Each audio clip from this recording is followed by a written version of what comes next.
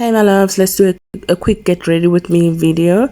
It's just a makeup look that I decided to share with you guys. This is how I do my makeup lately.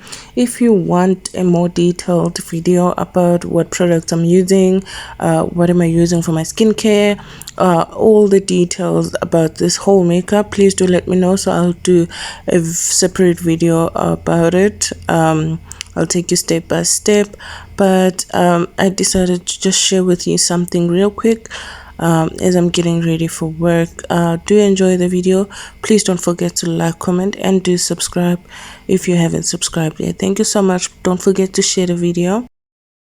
Thank you.